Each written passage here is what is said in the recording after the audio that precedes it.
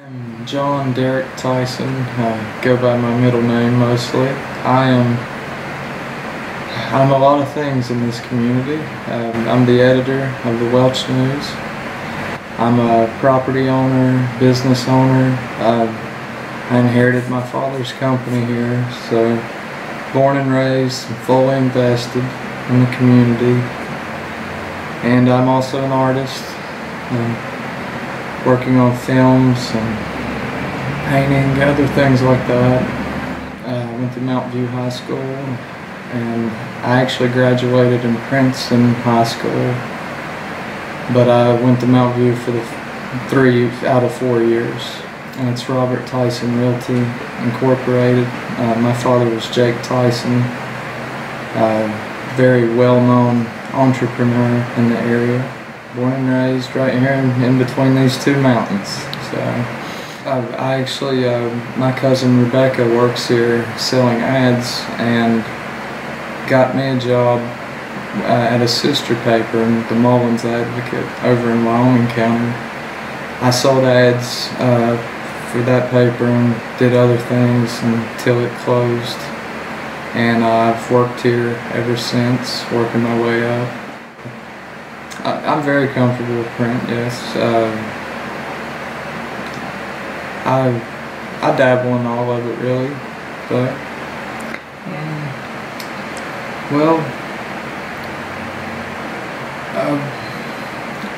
we've always had a hard time in this area getting word out, and at this paper we do our best to serve that function for our community.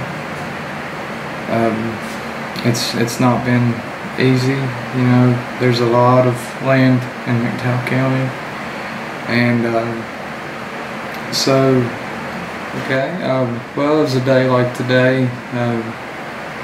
I was sitting up front at the newspaper office when Mike Drake, the producer, and the director, Destin Daniel Cretton, walked in the door, because the film based on Jeanette Wall's book, The Glass Castle, they wanted to recreate the Welch Daily News experience for a young Jeanette in the film, because she had the Maroon Wave newspaper at Welch High School. She was very involved in that, and kind of cut her teeth here and learning from journalists working in this very office, and then she went on to her whole career with that. So the director and the producer stopped in wanting to film actually a few scenes in this building, and they did, and I got to work as a location manager for them, scouting, things like that for them. I got to work for a few months with them, and I think they wrapped shooting, I believe it was May of 2016.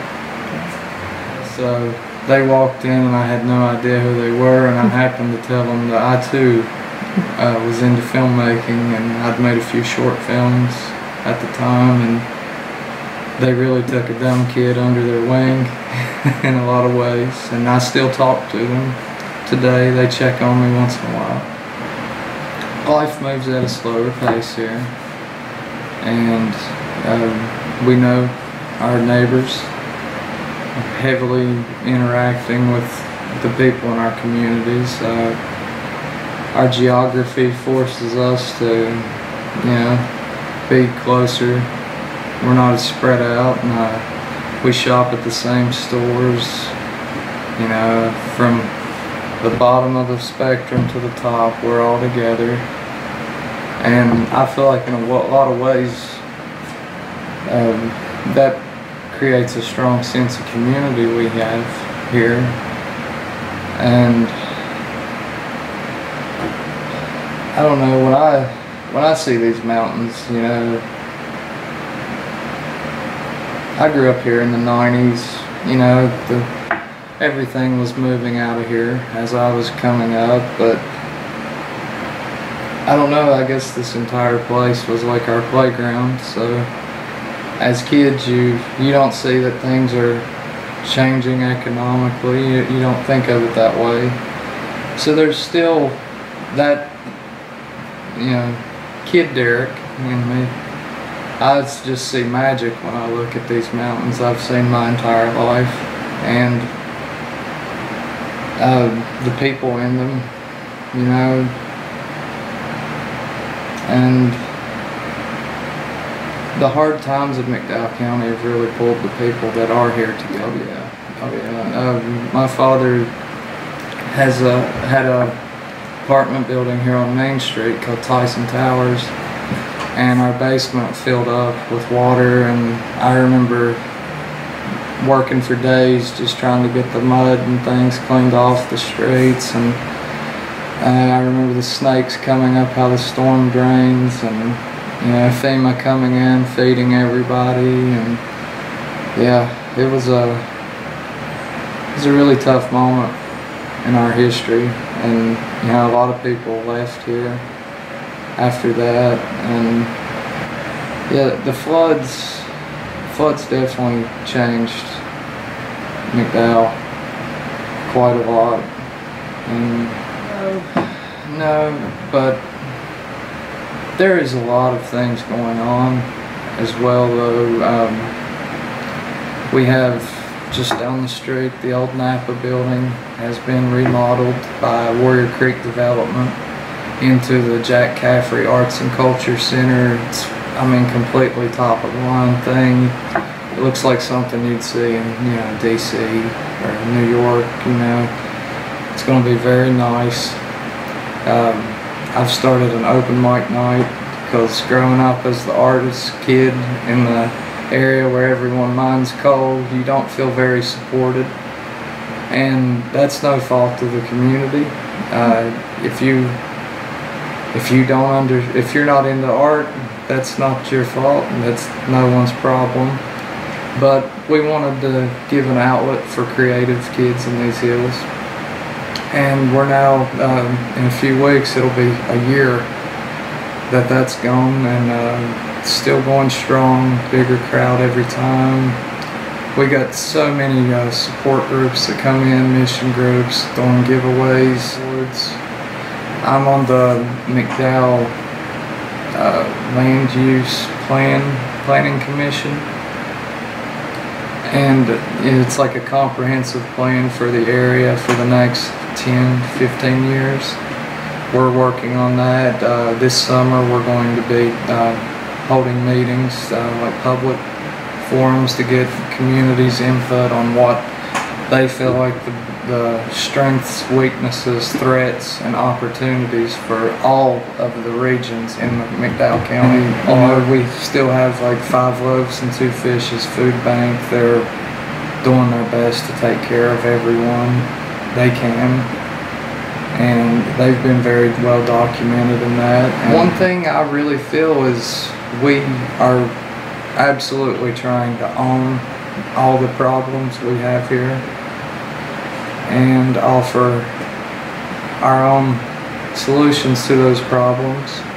And we have a lot of wonderful people who have come to this area to offer us help in getting those things going. So honestly, I'm very hopeful. Gordon Lambert. I have a background in education. I have a master's plus 45. Retired from the McDowell County School Board as counselor and job placement coordinator at a vocational technical center. I've lived out here all except about 12 years. I was gone from here. I lived in New Jersey, lived in Tennessee, lived in Denver, and lived in Las Vegas. As county commissioner, we're over everything except the 10 municipalities. The towns have a mayor and a town council that they're responsible for in the city limits. We're responsible for everything else. Our biggest thing is to make sure we have funding for our offices, county clerk, circuit clerk, the sheriff, the assessor, make sure we have money for them. Well, what we're trying to do now is diversify. At one time we had over 100,000 people here in the county. We're down to about 20,000 now, and the people in the past never did diversify. All we did was mine coal, and you know how coal goes. It comes and goes. When coal is doing well, we're great. But when coal's not doing well, we're starving. Basically, we're laying people off. So a few years ago, we purchased 6,300 acres from Berwyn Land Company, and we were able to get a federal prison there. There's 305 jobs there. We were able to turn the old Stevens Clinic Hospital into a correctional center. We keep 442 inmates for the Department of Corrections. That we're the only county in the state that keeps inmates for the state, and they pay us a per diem now of $64.50 a day for those inmates. We got about 180 people that work there. Now, what we're looking at is tourism. I'm not sure if you're aware of the Hatfield-McCoy Trail. I serve on that board of directors. Up at Ashland Resort, up North Fork Hollow, they have about 50 cabins, and they're booked a year ahead of time. North Fork area has 4 restaurants on account of that now. We're fixing to open up the trail this Labor Day that's coming from War to Gary to Welch to Davie. And it brings in, those people come in, we need more places for them to stay, housing, we need restaurants for people to eat at. Instead of focusing on what we don't have and what we lost, I'm very optimistic about what we are working towards as a community. I have left and came back several times, and I don't know. You never really know how life will take you, but as of right now, I'm not going anywhere. Probably that community, and all the memories and things. Losing my dad, I understand, walking around and remembering all the people that were once around, and you know, and I think a lot of people probably wanted to help here, but you know, they had to go out and make their living like all of us do. But a lot of them are coming back, and we get that a lot. A lot of people, once they retire, they come back home, or they start making steps too, and they start getting involved in the local politics, things like that. It's growing up in between these mountains, they grow on you.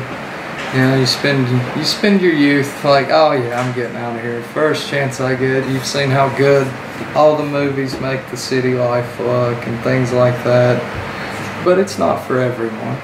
You know, some of us, we like to, I don't know. To me, it's fun to just go walking in the woods. You know, I guess it depends on the type of person you are, whether you'll come back here or not. No. I grew up really close to the land. My grandma, I remember playing in her garden, hiking up the mountain behind her house. You know, I don't know, things like that. Just, I guess you're a mountain man, or you're not, I guess. That we're probably more alike than they know. People are people. Life is life. Everywhere you go, really. That we're really not so different. Our community's been built around an industry. I'm sure everywhere you go, there's places built around industries, and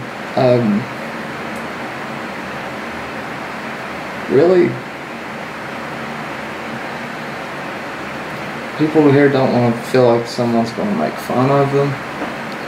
You know, I feel like that's a lot of it. They don't want to open up, and you know,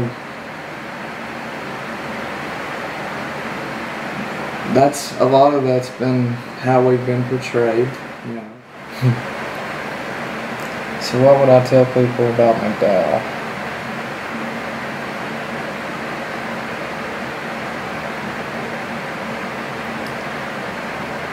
I do feel that we are a lot like people everywhere you go.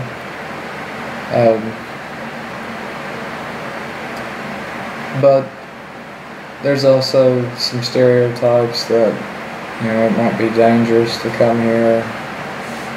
I know I've combated that in my own life, being the kid that went to Princeton High School from the county that everyone's so afraid of. But really, life is peaceful here, and the people laugh, and they don't get too worked up over things, and they will help you with anything. And we're here, and come see us.